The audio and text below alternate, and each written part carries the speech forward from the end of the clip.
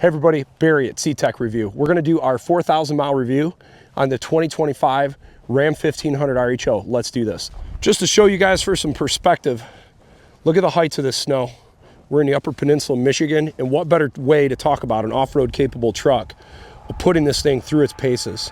We just did about 1,000 miles in the last few days, towing, not towing. We had some cold weather, minus 10 degrees Fahrenheit in towing and non-towing conditions. This truck did really well so far. It's impressed me. Let's get into this.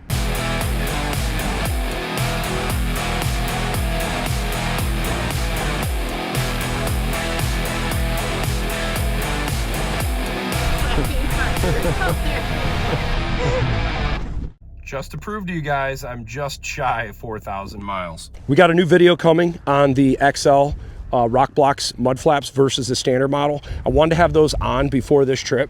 We also got another video showing the Tonneau Pro low profile setup. That worked good. I'm really happy with that. Let's see where we're at with tongue weight. Just curious. I think we're about 500-600 pounds. And you can see I'm giving this truck a workout. I got all kinds of crap in here. We got the bed full of stuff. We got our ice cold cooler in here. I mean, it does not have an easy life. Got a video coming on this soon, the Viofo A329 dash cam. So we just made it home, about a 420 mile trip towing our enclosed trailer.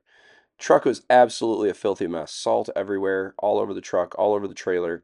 I typically, before I actually go through the car wash, we typically power wash, especially after trips like this, just to get any little crap out of all the little crevasses so the salt doesn't set in there. But the truck did incredibly well on this trip, returning home. It impressed me with how well, especially at the speeds we were towing.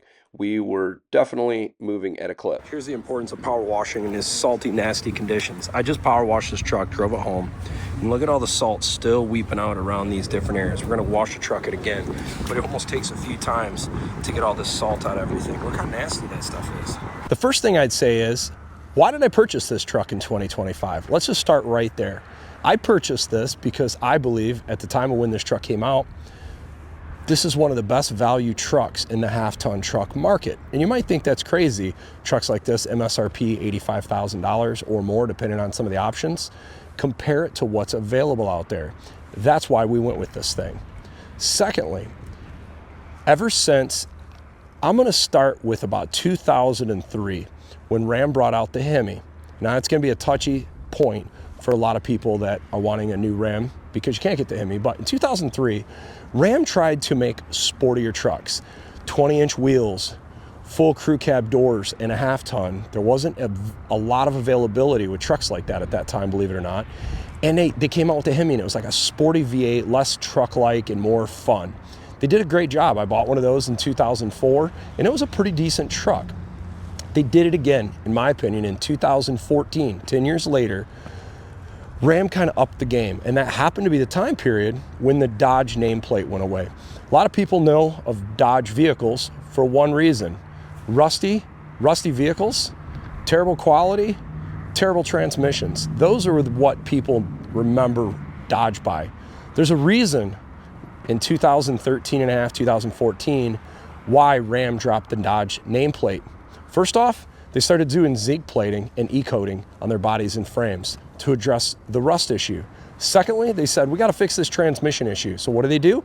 They got rid of their transmissions and they partnered up with one of the best automotive suppliers in the world, ZF. They make premium transmissions across a lot of the European cars, BMW, Mercedes, Audi, Volkswagen for a long time. So they put an 8-speed transmission behind the Hemi and the EcoDiesel, and the Pentastar was an 8-speed, but that's actually a Chrysler-specific transmission, not ZF. That transmission was a home run. They put it across the Hellcats. It's done great. Trackhawks, TRX. Everybody loves the 8-speed transmission that ZF came out with. So that addressed the rust and the transmission issues. Well, what else did they do? They started focusing on ergonomics and nicer interior and technology. So they started upping the game there. In 2019, Ram did it again. And that's when they took, in my opinion, and a lot of people would agree, they upped the game big time on interior comfort, quality, fit, and finish. Everyone thought in the past of Dodge and Ram brands as just low-cost trucks, harbor freighter trucks. They might be good, but they're not the best. Ram said, hold my beer. and they went and said, we're gonna make the best interior, the most premium interior, fit and finish. We're gonna address ride quality. They nailed it. 2019, Ram just soared. They kept their prices competitive, and they just really put a beautiful truck interior together. Then, what did they do? 2021, they said, we're going after Ford Raptor, guys. Ford dropped the Raptor with the V8. We're gonna do it. We're gonna put the Hellcat inside of the TRX. They did it, and because of that, Ford said, gosh, we gotta answer back.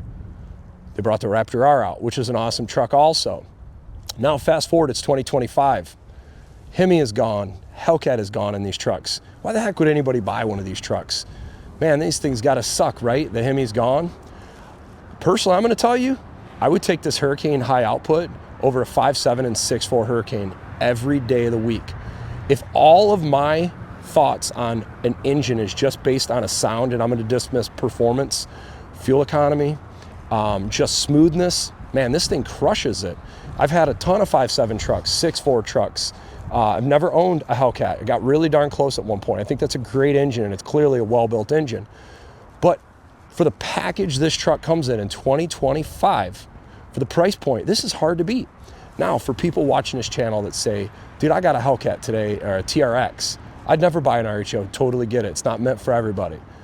But when you compare a 2024 to a 2024 TRX to a 2025 RHO, dude, this is a bargain. You can get one of these trucks for $30,000 less, MSRP wise, and even in some cases $40,000 less than the TRX for 160 horsepower less.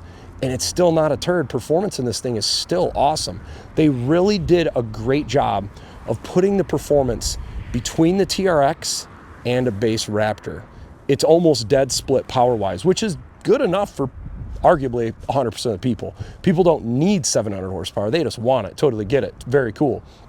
But this thing, I have no complaints with towing. We've got now, gosh, 700-800 miles towing, a 5,000 pound enclosed trailer. It's been phenomenal. No issues there. After 4,000 miles, what do I think about this thing? I already addressed the value. I think the value on this truck is there, especially with some of the discounts dealers are offering right now. Home run. The other thing I really like, I love this Hurricane engine. Coming from a background of boosted 6-cylinder engines like EcoBoosts, I think this is a better engine. And for a lot of the Ford people watching, you know, it's not a dig on the EcoBoost, because I still love the EcoBoost engine, especially the 2730, but this thing is just smoother.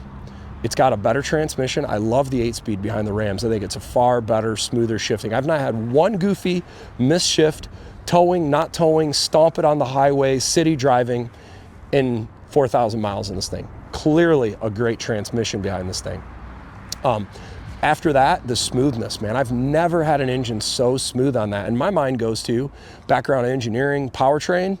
Smoothness has got to mean balanced, quality. I'd have to believe if I went off the smoothness of this engine, this thing's got to be a really well-balanced engine, because it's like you just never feel any roughness at idle, accelerating, nothing. If you come from a background of a Raptor, this thing rides and drives completely different than an F-150 Raptor. How so?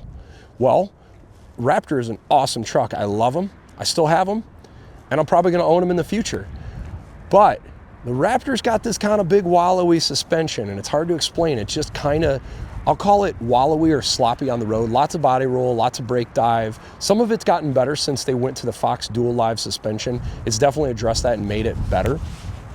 But it's still not a performance driving suspension. Whereas I look at something like this is much, much less body roll. You also get much less dive on the braking, acceleration. I personally prefer it. And the other part of why I prefer it more than the Raptor, I don't know what this will be like with our travel trailer, maxed out tow capacity, but I can tell you right now, towing our enclosed trailer from a stability standpoint, this thing stomps our 21 and 24 F-150 Raptors for towing stability. And I think it's because these Bilstein shocks are just valved a little bit stiffer, so you get less wallow in the suspension, and that translates into an awesome half-ton towing experience. More so to the towing experience is this Dana 60 rear axle. I've been trying to figure out, why does this thing tow so good from a stability standpoint versus any other half-ton truck I've had. First off, it's 500 pounds heavier than an F-150 Raptor. Secondly, there's a lot more beef in that rear axle, more weight over the rear axle. Is that what's providing more stability? I don't know. Could it be the all-wheel drive system provides more stability towing? I can't pinpoint what it is that makes this thing tow so great, but I'm impressed. What about fuel economy? Because that's a big deal to a lot of people. From what I have seen in a non-towing perspective, I'm getting about 1 mile to 1.5 miles per gallon less than an F-150 Raptor, Gen 3, Gen 3.5, 3.5 high output. Not a big deal. Towing wise, zero difference. If not, this might be a little bit better than our F-150 Raptor towing. What do I think about the performance of the Hurricane versus a 3.5 high output? I would say the 3.5 high output below 2,000 RPMs, I think the 3.5 high output has a little bit better in that range. But here's where it's weird. The 3.5 high output has more lag, but also a little better bottom end. I can't explain it, but I've just noticed this, and I notice it when you're towing. It seems like it can hold that 2,000 RPM range a little bit easier, and even not towing, believe it or not. But mid-range, 2,500 to redline, this feels like a Raptor plus 20% more power, because that's on paper basically what it is for horsepower. What do I think about the fit and finish of this truck after 4,000 miles? We've had snowmobile boots in here. We've had 4 guys in and out beating the crap out of my truck. Kids already in here, dogs in here. I mean, we've just used it as a truck and we use it as a tool towing trailers.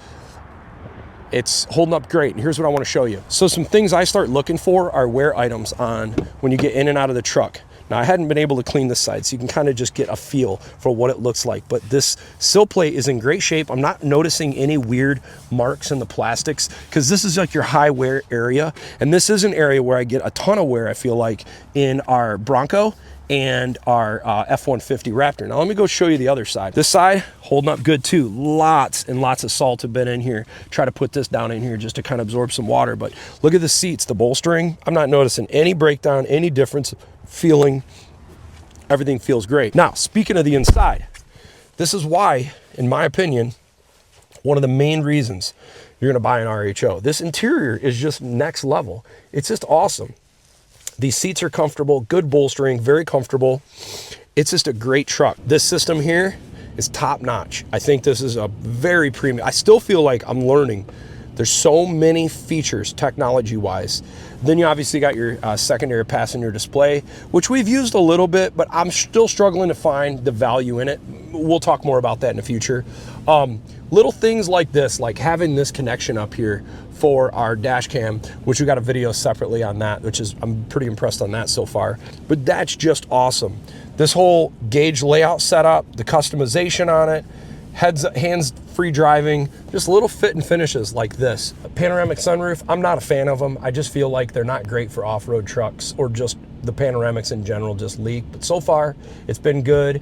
It's quiet. Here, I'm gonna show you guys something that I really like about this versus the Ford. You guys notice that I hit the button and it didn't stop right there? It kind of annoys me that when I wanna shut the shield on the Fords or Lincolns, I have to hit it twice. So I'm kind of glad this thing goes all the way forward. Digital rear view mirror. I used to not like these. I've actually come to really liking this system now. So that's kind of cool. Hands-free driving on this thing, phenomenal. Love it, absolutely love it. So after 4,000 miles, we are set to do our first maintenance. I'm gonna take it into the dealer in the next few days. We're gonna do oil change, we're gonna do oil analysis, we're gonna send out, get that information. I'm also gonna have the dealership check transfer case, differentials, and check some of the fluids, because some of the people have mentioned some issues with that. Hey, if you're on the fence looking to decide, hey, do you want a Ram 1500 RHO? I give it 2 thumbs up. I mean, no vehicle is perfect, but so far I've been very happy with it. For my use, it's been awesome. I cannot wait to get this thing off road and run it to its paces at Silver Lake. Right now, it's just not the time of the year where, unfortunately, we're able to do that quite yet, but that is coming. Hey, I hope you guys enjoy the video of the 2025 Ram 1500 RHO 4,000 mile review. Thanks for watching.